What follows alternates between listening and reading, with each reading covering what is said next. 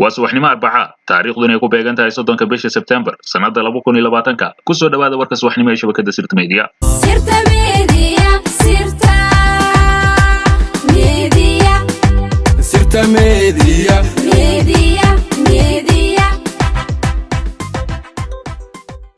Ra'iisul Wasaarihii hore ee Soomaaliya Xasan Cali Khayre ayaa lagu wadaa in uu wareysi siiyo telefishinada maxalliga ah ee ka howlgala magaalada Muqdisho sida shabakada Sirta Media ogaatay. Xasan Cali Khayre ayaa codsi u diray madaxweyne Farmaajo iyo hoggaanka baarlamaanka labada aqal isagoo sheegay in ay tahay arrin dastuuri ah inuu isaga wareejiyo xilka ra'iisul wasaaraha waxaana arrintaasi gaashaanka ku dhuftay madaxweyne Farmaajo sida ila wareeji ka tirsan fila Soomaaliya u sheegeen shabakada Sirta Media.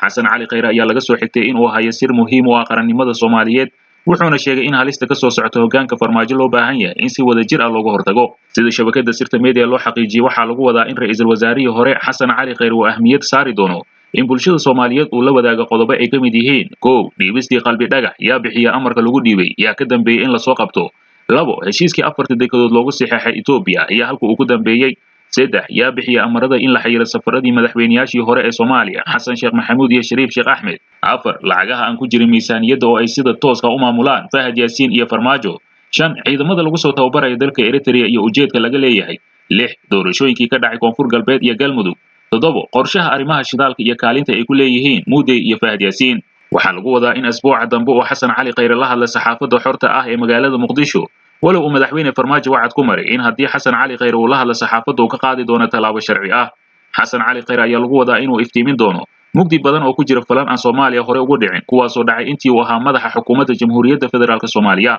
hore ayaa waxaa loo yiri labadii xaqdaro ku heshiisa xaqa ay ku kala tagaan Xasan Cali Khayre intii uu ra'iisul wasaaraha ka ahaa dalka intaasi qodob iyo ka badan oo dalka ka dhacay raali ayuu ka ahaa kamana uusan hadlin balse hadda markii si fool xun xilka looga tuuray maxaa ku soo beegay inuu ka hadla arrimahaasi uu qaybta ka ahaa markii dalka ka dhacayeen balaari gilgilasho kaaga ma harta mudane Xasan Cali Khayre fal walbo wuxuusnimo ah oo dalka ka dhacay intii aad ra'iisul wasaaraha ahayd adiguna qayb baad ku leedahay waana lagugula xisaabtamayaa marna ku suurtagali mayso in aad ceebka saliim ka noqoto amaba aad iska bariyeesho dhanka kale madaxweynaha maamulka Koonfur Galbeed Cabdicasiis Xasan Maxamed Lafta Gareen ayaa shaaciyay in kursi kamid ah baarlamaanka federaalka ee laga soo doortay Koonfur Galbeed loo gaar yeelay dibna looga dooran doono xildhibaanka hadda ku fadhiya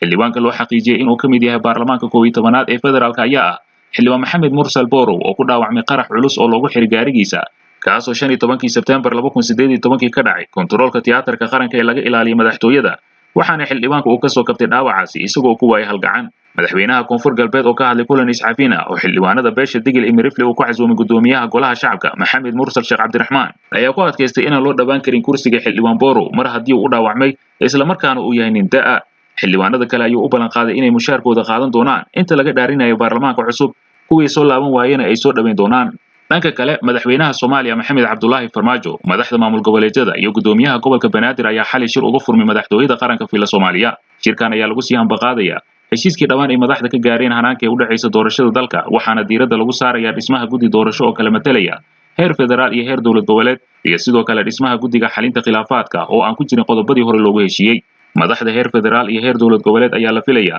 in shirkan ay ku gaaraan heshiis lagu jaangoonayo waqtiga doorashada iyo waajibaadka guddiyada la magacaabayo madaxweynaha dowlad goboleedka Galmudug Axmed Cabdi Kaariyo Qoorqoor ayaa xalay soo gaaray magaalada Muqdisho kadib safar uga soo baxay magaalada Gaalkacyo ee gobolka Mudug isagoo markii dambe dib ugu biiray shirka xalay ka furmay fila Soomaaliya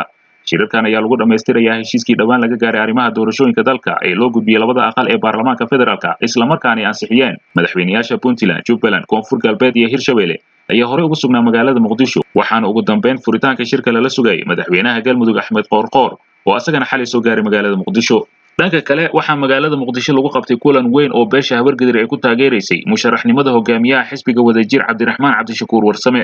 Cabdiraxmaan Cabdishakuur oo kamid ah musharaxiinta doorashada soo socota ee 2020-2021 ayaa waxaa taageere iyo garab istaag u muujiyay beelaha Habargadir ee uu ka soo jeedo talaabadan ayaa la sheegay in ay bilow u tahay ololihiisa waxaana lagu tilmaamay taageerada beesha uu ka haysto in ay muujinayso in Cabdiraxmaan uu wada dadaal xoogan oo codad ku kasbanayo kulankii lagu taageeray Cabdiraxmaan Cabdishakuur ee ka dhacay magaalada Muqdisho ayaa waxaa goobjoog ka ah hoggaanka sare ee dhaqanka iyo midnimada beelaha Habargadir Professor Cabdulqaadir Maxamed Shirwac oo ah gudoomiyaha dhaqanka iyo midnimada beelaha Habargadir ayaa ku sugnaa kulanka waxayna Cabdiraxmaan u balan qaadeen garab istaag buuxa Cabdiraxmaan Cabdishakuur oo kulanka ka hadlay ayaa sheegay in taageerada ay u dhiganto amaba ay ka weyn tahay midda codadka ay bixiyaan xildhibaanada wax dooranaya iyadoo ay xusid mudan tahay in doorashadii hore sidaan oo kale Cabdiraxmaan Cabdishakuur tolkiisa u soo dhabeeyeen xafladna uga qabteen balse markii goobtii doorashada la tagay ayuu helay codad aad u liita xaflad ay beeshiisa u qabato waxba u soo kordhin mayso mar waliba beesha musharaxiinteeda si isku mid ah ayay u soo dhaweynaysaa waxaa hubaala haddii berita cabdikariin xuseen guuleed oo sidaan oo kale beesha isugu yeero in sidii cabdiraxmaan cabdishakuur ay u soo dhaweynayaan una ballanqaadayaan garab istaag buuxa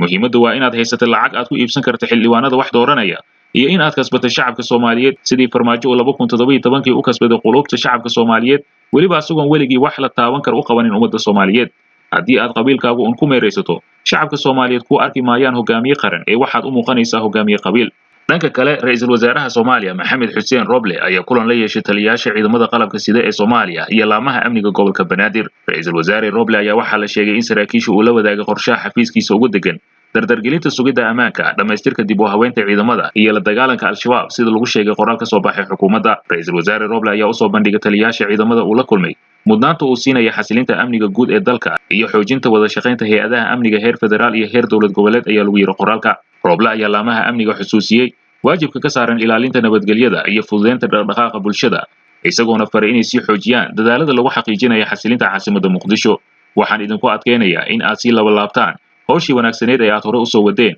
lana timaadaan dadaal dheeri ah oo aad si buuxda ugu fulinaysaan qorshaha amni ee xilliga doorashada ayuu yiri ra'iisul wasaare Roble kulankaas ayaa waxaa ka qayb galay siyahayaha ra'iisul wasaare ku-xigeenka dalka iyo xubno ka tirsan golaha wasiirada oo ay ku jiraan xubno ka socday guddiga amniga kuwaas oo ballan qaaday in ay sii dardargelin doonaan qorshahooda ku aadan amniga iyo la dagaalanka waxa loogu yeeray argagixisada gabagabadii wasiiru dowlaha xafiiska ra'iisul wasaaraha Cabdullaahi Sheekh Xaamud ayaa akhriyay warbixinta ku saabsan waxyaabihii looga hadlay kulankaasi dhanka kale saraakiil ka tirsan ciidanka xoogga dalka Soomaaliyeed ayaa ku eedeeyay agaasimaha nabad sugidda Soomaaliya Fahad Yaasiin Xaaji Daahir in uu faragelin ku hayo taliska ciidanka xoogga dalka Soomaaliyeed ee difaaca qaranka sida ay sheegeen saraakiisha ciidanka xoogga dalka Soomaaliyeed ayaa tilmaamay in talaabooyinkii hore ee taliska ciidanka xoogga dalka ka dhexdhacay ay u adeegayeen dana siyaasadeed oo shakhsi ah sida laga soo xigtay saraakiisha talaabooyinkii la qaaday dhawaan ayaa isugu jiray xilka qaadis dalacsiin shaqo ka joojin iyo weliba bedelaad waxaa walaa xog leh aan ka muujinaynaa isku milinka taliska nabad sugidda iyo taliska ciidanka xoogga dalka Soomaaliyeed waxaan ka warhaynaa in taliyaha ciidanka xoogga dalka Soomaaliyeed Generaal Odawa Yusuf Raage oo si toos ah uga amar qaatay Fahad Yaasiin amarada xilka qaadista dalacsiinta shaqo ka joojinta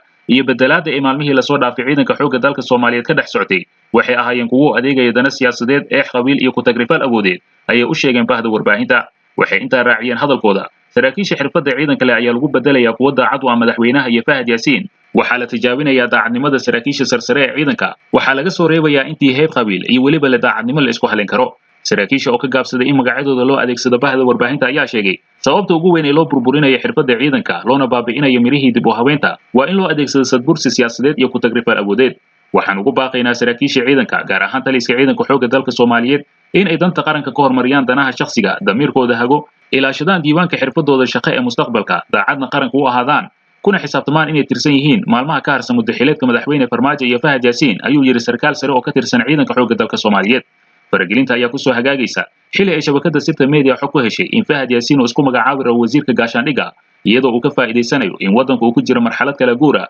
isla markaana aysan kala cadeen qaabka lagu galayo codeynta soo aadan inkastoo heshiiska doorashada ay maalmo ka hor ansixiyeen baarlamaanka jamhuuriyadda federaalka Soomaaliya intaas waxay ahaayeen wararkii ugu dambeeyay ee ilaa haatan ina soo gaaray wixii warar dheeraad ah oo soo kordhana waxaa si rasmi ah uga heli kartaa shabakada sirta media adigoo wareerin